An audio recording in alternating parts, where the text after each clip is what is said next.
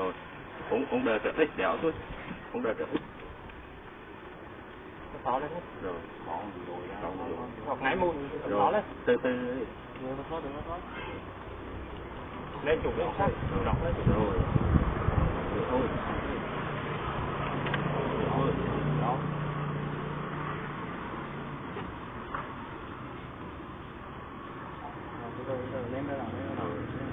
Lấy cái bằng cái rót lên, bằng cái rót.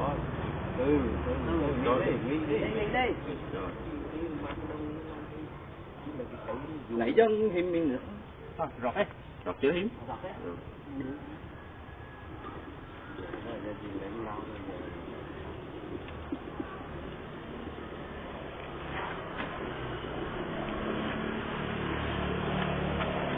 Thân.